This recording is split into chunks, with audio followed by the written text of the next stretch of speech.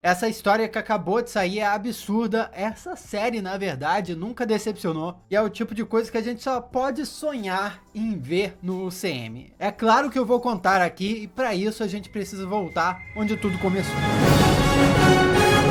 Olá, como vai? Tudo bem? Eu sou Miguel Loquia e as séries da Marvel Studios têm decepcionado recentemente no Disney Plus. Muitas vezes as séries parecem perder o rumo, né? Muitas vezes dividem opinião, mas o sentimento que fica a maioria das vezes é que o final não dá em nada. Várias das histórias que a gente acompanha aqui, e olha que a gente acompanha episódio a episódio, fazendo uma análise profunda, desmontando cada um dos episódios, percebendo as tramas para onde elas podem ir, e acaba que não vão para lugar nenhum. Isso acaba sendo um pouco frustrante. O próprio UCM, o universo cinematográfico da Marvel, não tá mais tão conectado quanto antes. Nas fases 1, 2 e 3 era muito fácil saber onde cada uma das histórias iria parar, porque sempre chegava um filme dos Vingadores que iria conectar todos os filmes que chegaram antes. Agora, sem filme dos Vingadores, parece que essa conexão é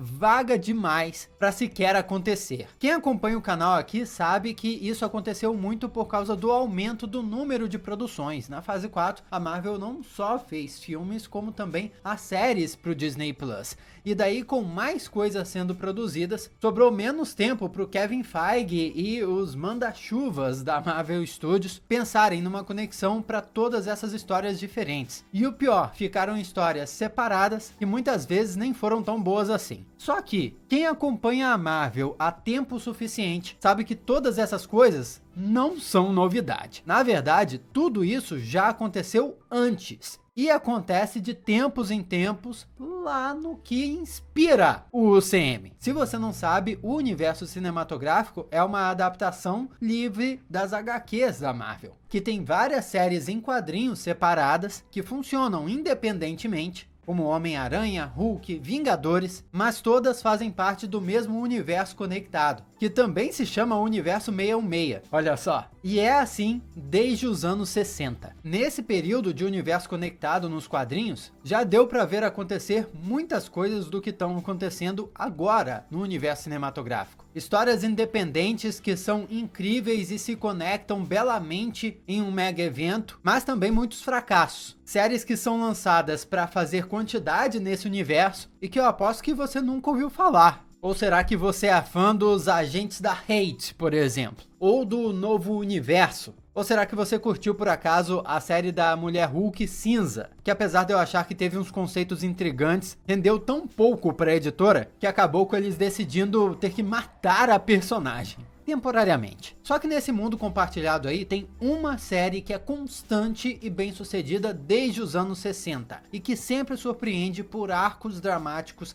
irados de tão bons. Eu não tô falando do Homem-Aranha nem dos Vingadores, porque essas séries em quadrinhos de heróis e times mega conhecidos assim passam por reformulações constantes, mudanças de títulos, frequentemente colocam um personagem com outros personagens e às vezes tem épocas que tem mais de uma série em quadrinhos publicados ao mesmo tempo. Então é meio que uma confusão de altos e baixos. Mas quem não decepciona desde 64 é o Demolidor. Apesar de não ser o super-herói mais popular, ele é um sucesso do seu próprio jeito e por isso não parou esse tempo todo. Já houveram momentos de pequenos hiatos nas histórias do Demolidor, mas sempre volta lá nos Estados Unidos com edições mensais ou quinzenais, com diferentes autores colocando diferentes interpretações do personagem. E a história que acabou de sair é absurda. Sem dúvidas, uma das melhores coisas que a Marvel já fez, tanto com o Demolidor quanto com qualquer herói. E pode acreditar em mim, eu acompanho esse cara há muito tempo. Dá um tapa no botão de se inscrever aí, faça parte da família Loquia, me dá essa força. E se você já é um Loquia,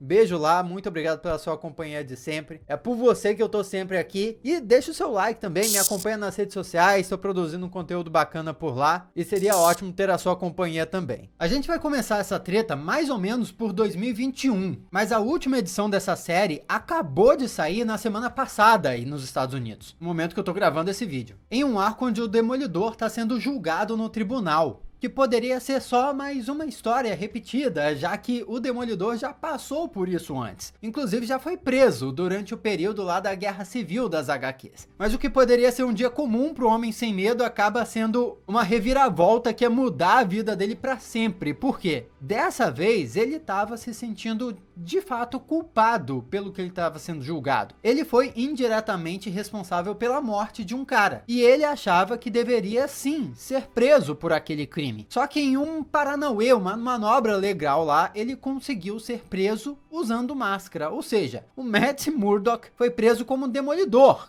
e não com a sua identidade civil. Essa manobra legal pegou todo mundo de surpresa e botou todo mundo da comunidade dos super-heróis em alerta, porque tipo assim, se o Demolidor poderia ser preso e julgado, o que impediria o Homem-Aranha de ser julgado, o Senhor Fantástico de ser julgado, qualquer super-herói que tem identidade secreta de ser julgado também. Basicamente criou um clima de animosidade entre ele e outros heróis. Como se não bastasse, no meio disso tudo, a Elektra, que é um antigo interesse amoroso do Matt Murdock, como a gente sabe muito bem, tinha voltado e estava dando em cima dele de novo, dizendo que tinha um plano de iniciar o Punho. Ela tinha descoberto que era um grupo, uma organização profetizada para ser a arma definitiva contra o Tentáculo, que é aquele clã de ninjas contra a qual o Demolidor luta desde sempre. Mas o Demolidor, a essa altura, não quer saber disso, ele tá convencido que tem que ir preso, vai preso e fica lá na prisão. Essa fase dele na prisão é incrível por si só. Eu tô resumindo muita coisa, mas a pegada é essa, tá? Porque a gente tem muita, mas muita história para abraçar aqui. A relação dele com a Elektra é muito importante nesse lance todo. Ela tenta argumentar com ele porque ele poderia fugir da prisão, ela poderia tirar ele de lá, mas ele não queria ter nada a ver com ela, porque apesar dos dois terem um sentimento forte um pelo outro, moralmente eles são muito diferentes. A Elektra é uma assassina, o Matt é um cristão convicto que não tiraria a vida de ninguém e não quer ter mais nenhuma relação com ela. Então, enquanto o Demolidor tá preso, a Elektra entende que precisa convencer o Matt que ela é digna do amor dele e da companhia dele. E daí começa uma baita trajetória da Elektra como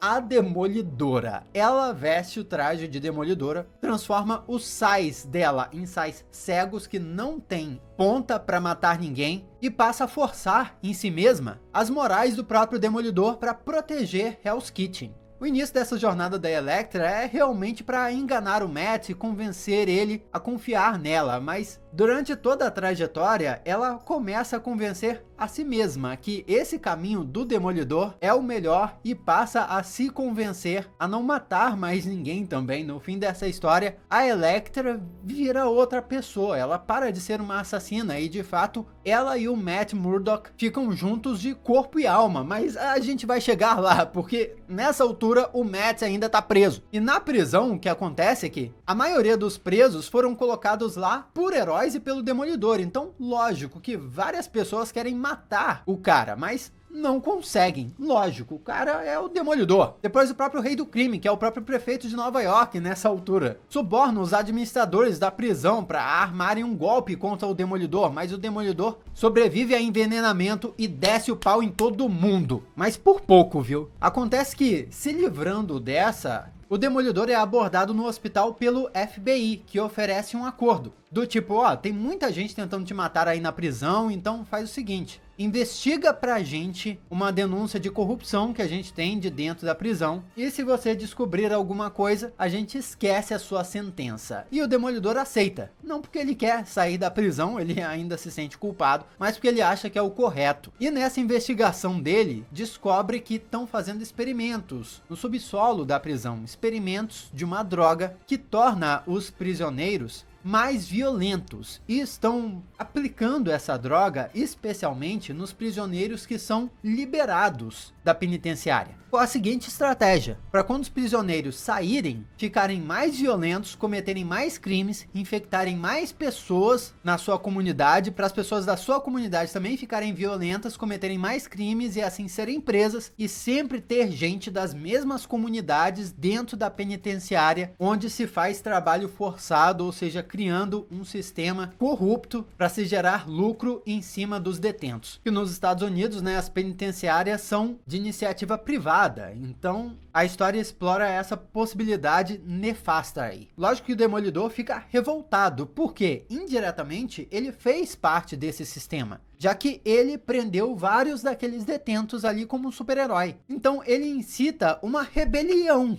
depois que ele próprio foi infectado pela droga que deixou ele mais violento, e criou um caos naquele lugar, também denunciando a situação toda, e ainda encontrando um tempinho para fugir e lutar ao lado da Elektra Demolidora para derrotar vários clones do Mercenário, que é o arqui-inimigo dele. Parece loucura, mas foi uma situação épica de quadrinhos assim. No fim das contas, corrupção denunciada, ele cumpriu o resto da sua pena e saiu da prisão para uma Nova York um tanto diferente em relação a ele. Por quê? Agora tinha uma Demolidora junto com ele, a Elektra. Os outros heróis tinham um certo receio em relação a ele, e o próprio Rei do Crime, que era prefeito de Nova York, tinha acabado de se casar com uma antiga vilã do Demolidor, a Maria Tifoid, e ficou revoltado com uma coisa. Ele viu nos documentos que já tinha descoberto a identidade do Demolidor em algum momento, mas ele não sabia como essa identidade tinha sumido para ele. E aí o Rei do Crime, que já estava pistola com o Demolidor, ficou mais pistola ainda, o que desencadeou na saga Devil's Reign, ou Reinado do Demônio, que envolveu não só o Demolidor, mas vários dos heróis de Nova York, porque o Rei do Crime implementou uma lei que proibia super-heróis dentro da cidade de Nova York. Meio que uma situação estilo Guerra Civil, sabe? A saga Guerra Civil das HQs, onde heróis eram proibidos nos Estados Unidos, só que aqui era no microcosmo da cidade de Nova York. E tudo por causa da birra, da rixa entre Rei do Crime e Demolidor. Essa situação envolveu todos os heróis que moram em Nova York. Impediu que o Demolidor fosse com a Elektra resolver qualquer outra coisa e acabou resumidamente com o Rei do Crime dado como morto. Mas isso só empurrou o Demolidor pro grande finale, o grande arco dessa história toda, que é o arco do Punho Vermelho, que começou na série mais recente do Demolidor, ali em 2022. Basicamente, o que aconteceu foi o seguinte: na experiência na prisão, o Demolidor percebeu que não dava para ser um vigilante normal, porque ele ia mandar o preso para a prisão e o sistema estava corrompido, não ia consertar ninguém, a pessoa ia ficar presa e ia sair pior do que entrou. E depois que saiu da penitenciária, ele questionou até o seu papel na cidade, porque teve toda aquela situação com o Rei do Crime, que proibiu vigilantes, e ele ficou de mãos atadas, não pôde nem ter o que fazer, a não ser se tornar criminoso com outros heróis. É onde ele parte para o tal plano mencionado da Elektra lá atrás. O Demolidor começa a recrutar várias pessoas. Um policial com quem ele já tinha trabalhado, ex-vilões, se junta com a Elektra e o Stick, o antigo mestre dele, de quem ele não gosta nada, para começar essa iniciativa do Punho, que seria a arma definitiva contra o Tentáculo. E o Tentáculo, se você não está familiarizado com os quadrinhos, é tipo uma organização de ninjas mortos-vivos que literalmente existe através dos poderes de um demônio. Inclusive teve um arco dos quadrinhos onde o próprio Demolidor liderou o Tentáculo para tentar controlar o Tentáculo, mas isso não deu muito certo para ele. Essa luta do Demolidor, da Elektra contra um Tentáculo é antiga e aqui parece que chegou ao ápice. Como sede dessa organização que eles montam, também encontram uma ilha, um lugar perto da Rússia, muito isolado, que ninguém encontraria facilmente, e aquilo vira também uma espécie de refúgio. O Demolidor convida até o Sasquatch para lá, personagem pouquíssimo conhecido dos quadrinhos, mas que é psicólogo e com essa expertise de doutor e super-humano, ele vira uma pessoa perfeita para ser um consultor no meio daqueles ex-supervilões ali que precisam de recuperação. Então o lugar, ao mesmo tempo que vira a sede de um exército, também vira um lugar de reabilitação para essas pessoas que foram excluídas da sociedade e foram resgatadas pelo Homem Sem Medo. Entende como é uma resposta direta a tudo aquilo que ele viveu na prisão contra o Rei do Crime? Nossa, mas ele e a Elektra aqui estão realmente numa relação amorosa, eles são um casal. Para montar o Punho, que inclusive é essa organização profetizada por um livro místico lá que foi encontrado por eles, eles precisavam ser um casal, o Demolidor e a Elektra vão até uma caverna mística onde precisam enfrentar e derrotar todos os fantasmas do tentáculo, inclusive. Um desafio absurdo de difícil, mas que os dois conseguem enfrentar e vencer juntos, e depois disso, eles são considerados casados e prontos para liderar o punho. É quando começa a loucura. Se já não tivesse louco o suficiente, porque depois desse ritual de passagem, todos os membros do punho ganham super força, super velocidade, meio que bênçãos por fazerem parte dessa nova instituição mística que se consolidou. Vários deles acham isso muito estranho.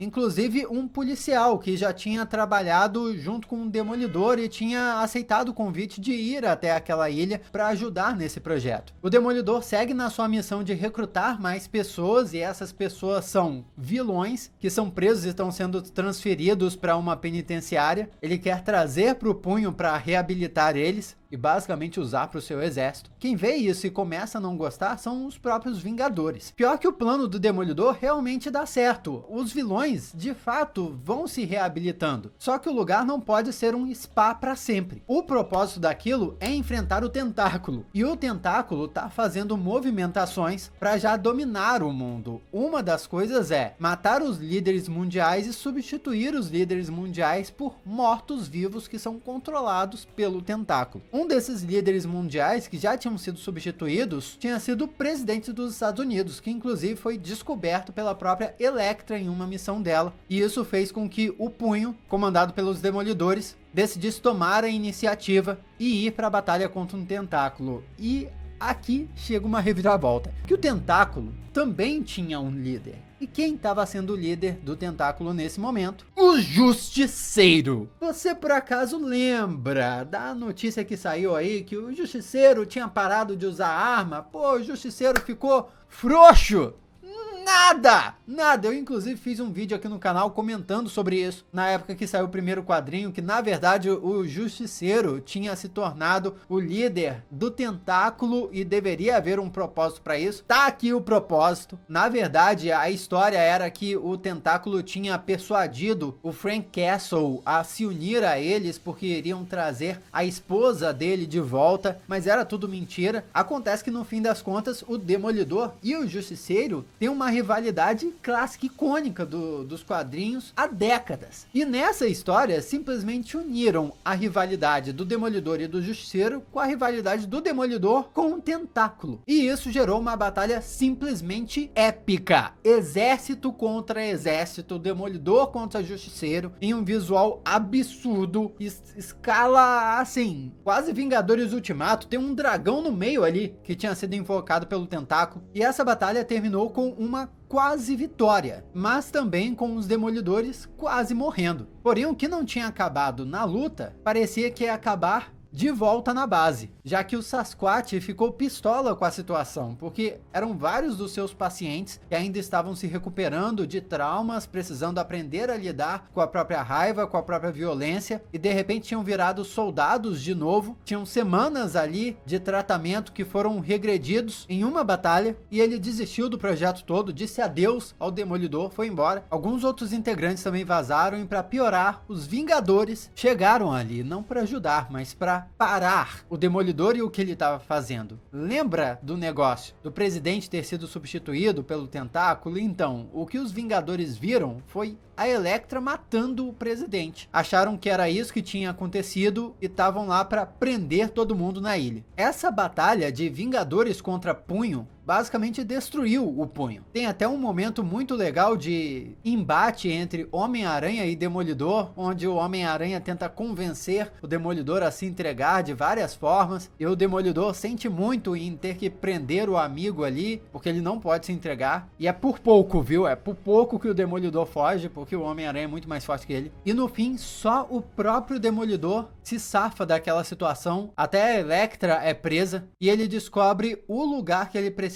ir através de uma profecia que se revela no livro depois da batalha final que aconteceu. O lugar é tipo uma boca pro inferno, mas não qualquer parte do inferno, exatamente o trecho, o distrito do inferno, que é o domínio do demônio do tentáculo. E qualquer pessoa que morrer ali próximo daquela entrada, aquela boca, aquela saída, vai ser imediatamente sugada para aquela região do pós-vida. E o Demolidor está disposto a se sacrificar para ir encontrar pessoalmente o demônio do tentáculo e matar ele e acabar com o tentáculo de uma vez por todas. E quando ele tá lá ajoelhado diante do local, prestes a cometer um seppuku no melhor estilo samurai, quem aparece? A esposa dele, a Elektra, que já havia escapado por uns paranauê que eu resumi aqui e pulei. E é claro que ela não está disposta a deixar ele se sacrificar e morrer por causa disso. Vale dizer que desde o início havia uma profecia que ela sabia a respeito do punho e não contava para ele, de que no fim do punho, uma pessoa do casal precisava morrer. Eu sempre imaginei no início dessa história que quem ia morrer era a Elektra, porque, né, mas olha pra onde essa história tá indo, né? E daí eles lutam, mas lutam numa sequência linda de ver, fazendo referência a várias eras onde os dois personagens se encontraram, se enfrentaram, mas o Demolidor acaba amarrando as próprias cordas do Sai da Elektra e empurrando a arma dela contra si mesmo, se sacrificando naquele local para entrar os domínios da besta do tentáculo. Ao entrar lá, ele identifica o seu propósito. É para isso que ele viveu esse tempo todo, é para destruir o tentáculo, e o traje dele até muda de vermelho, vira um traje branco como um emissário divino. Parada incrível. Só que ele tem uma surpresa.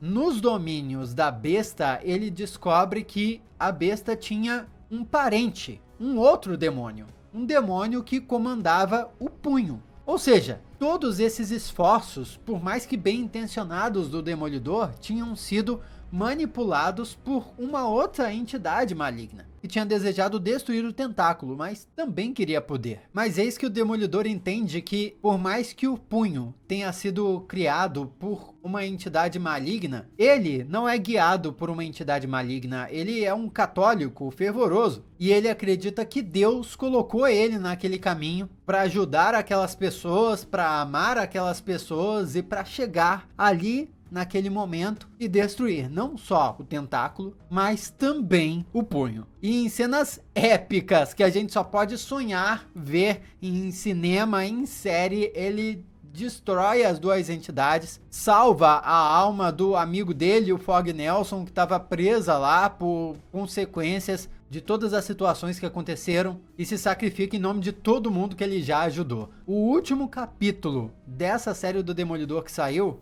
mostra as consequências disso. A Elektra, mesmo sem ter que agradar o Matt Murdock, atuando como Demolidora e não matando, porque aprendeu o valor disso. As pessoas que o Demolidor tocou, de repente sentindo a influência e a mudança que ele causou na vida delas. E, de repente, uma igreja que recebeu do nada um padre muito parecido com ele e pode ou não ter algo a ver com a essência do Matt Murdock, Demolidor, como um enviado celeste nessa realidade. Foi uma baita trajetória épica e uma história épica desenvolvida por quase 5 anos aí, ou mais, se for contar toda a história do Demolidor. Será que as séries da Marvel Studios chegam nesse nível? Comenta o que você achou. Aqui do lado tem outros vídeos que você já pode assistir. Muito obrigado pela sua companhia fenomenal. Eu sou Miguel Loquia e a gente se vê na próxima.